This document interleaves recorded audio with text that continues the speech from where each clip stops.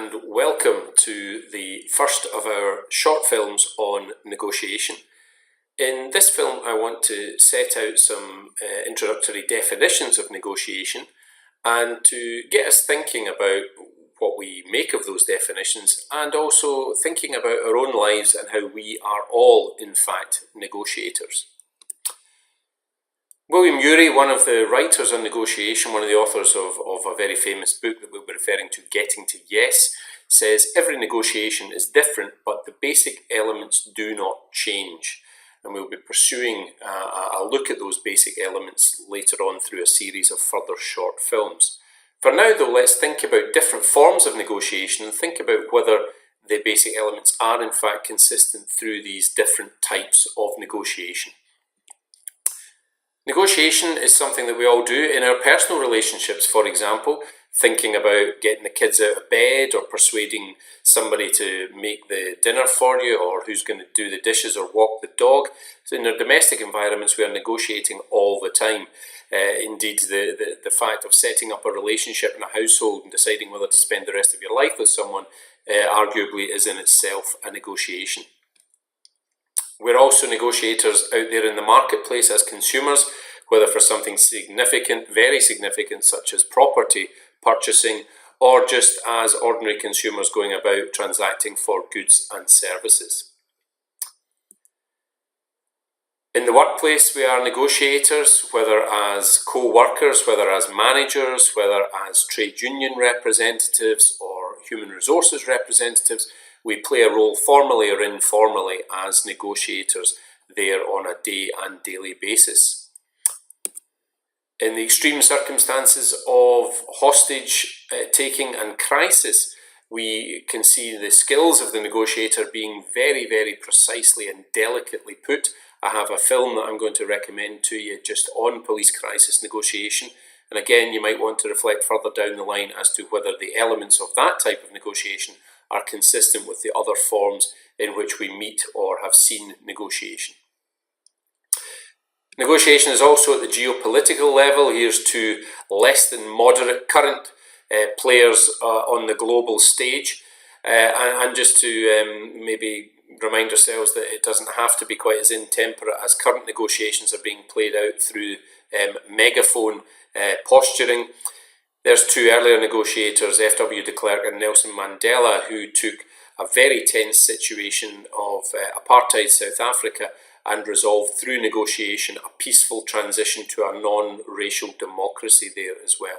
So from the micro to the macro, negotiation is very much a part of our lives and part of our community, our society, and the world in which we live in. So what is negotiation? Well, I'm going to give you a series of definitions. Here's one from Bruce Patton, whose chapter I've referred you to. And he says it's a back and forth communication designed to reach agreement between two or more parties with some interests that are shared, others that may conflict or simply be different. I quite like this one for various reasons. One, because he recognises that it's iterative, it's a dialogue that goes back and forth, that it's about a purposeful conversation designed to reach agreement. There could be two, there could be more parties, it could be multilateral, multi-party. And about interest. Now that's a term that we're going to explore later on. Some interest might be shared. We might actually have common interests in the negotiation, though we may not realise it. We may be in conflict with some of our interests. And then there could be others yet again that are just different, and to be honest, they're not of any great import to us one way or another. So I think there's quite a lot in that fairly brief definition from Patton. Let's look at another. From Kennedy, who's a very commercially, practically focused writer on negotiation. He says, negotiation is a process by which we search for terms to obtain what we want from somebody who wants something from us. So there's an idea there of reciprocal desire to get what you want out of the deal. But the idea of searching for terms to obtain that, as if we're on a common endeavour of searching for a deal or an agreement. And the idea of commonality in negotiation is something that I'll explore with you as a theme throughout the module. From Brown and others, a negotiation is a relatively informal process involving discussion of some or all of the issues with a view to resolving them on agreed terms. Again, I'd like you to reflect on that. Tell me whether you agree with that or not. Is negotiation always relatively informal? I don't know. Look forward to gaining your thoughts. And hear from Howard Raifa, who produced a seminal book in the early 80s, The Art and Science of Negotiation, and he kind of takes a behavioural perspective on what is negotiation. He says that it's an art and a science. The science is about systematic analysis. There is a process and structure, he would argue. But he also recognises that negotiation is about human beings, and human beings are complex and difficult to pin down in purely binary or scientific form, if you like. He says the art side of the negotiation ledger includes interpersonal skills, the ability to convince and to be convinced. Now, isn't that interesting? The idea that you must be able to shift if you're going to be an effective negotiator. The ability to employ a basket full of ploys, different tools in the box, if you like, and the wisdom to know when and how to use them in order to effectively get what you want out of the deal, and maybe to think about future deals as well. And from McCarthy and Hay, they say they define negotiation as the voluntary and systematic exploration of both parties' interests with the objective of agreeing on a mutually acceptable compromise that resolves their conflict. Now, this may not say much to you at the moment. To me, the word that sticks out in this definition is the word compromise, because one of the models of negotiation that I'm going to recommend to you, principled negotiation, actually would argue that we don't need to compromise, that actually negotiation is not about giving a little to gain a little, but negotiation is about creating value in the deal, value that may be implicit or latent that we may not be aware of when we begin negotiating, but actually can be created through the process of mutual exploration of our shared interests. But that's for another day. You'll have noticed that I've decorated many of these slides with cinema billboards for movies that have a direct or indirect connection with at least what Hollywood thinks is negotiation.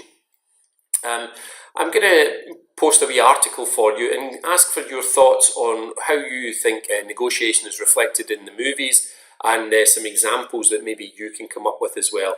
And it maybe provides a wee viewing list for us to take up when we have a bit of downtime for ourselves.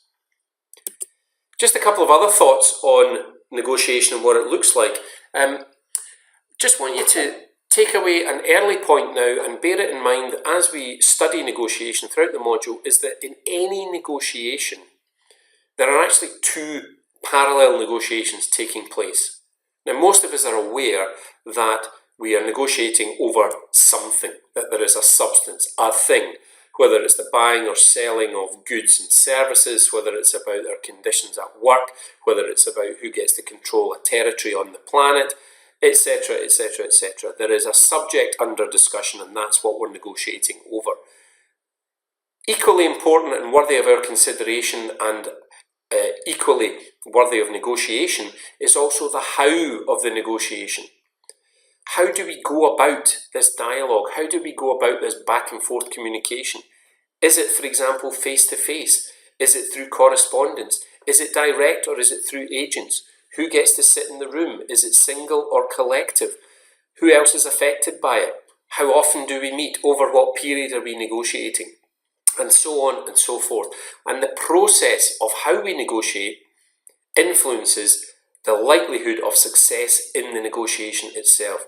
And so I just want you to take away for now the idea that actually we're not just thinking about the what of the negotiation, but also the how. It's process as well as substance, if you like. And very briefly, just to tee up the next videos that are to come, to remind ourselves of Yuri's quote, "Every negotiation is different, but the basic elements do not change." Well, one of his fellow writers, Patton, has broken down those elements for us into 7. They are interests. That is, what is it that's motivating the parties to take up a particular position in the negotiation? What's the underlying interest? Secondly, legitimacy. A real driver of human behaviour, and I hope to demonstrate this for you, is the idea that we have an innate sense of what is right or what is fair, both for us and for others. And Patton says that's an element in every negotiation. The element of relationship. The relationship we have with others, the relationship we have with our fellow negotiators, the relationship with other people that are outside the negotiation, and the relationship we have with ourselves is an element in a negotiation. Fourthly, we should be thinking as a negotiator, what happens if we don't agree today? And we'll have a short film exploring what are our alternatives if we don't agree by negotiation, and what does this mysterious term BATNA stand for? A negotiation, of course, is a conversation with a purpose. It needs to generate some sort of creative options for solutions. And the generation of options and the commitments that we must make in order to seal the deal, if you like, are going to be the focus of another one of our short films. And underpinning all of these is the need for communication. Without communication, there is no negotiation. And we will explore that both in a short introductory film and at some length, because effective communication in negotiation is really crucial to your overall chances of success in a particular negotiation and your effectiveness as a negotiator in general. So there's Patton's 7 elements. We will now go on to look at those elements in turn and explore just their meaning and think about the implications and whether we agree with how they are presented and defined to us.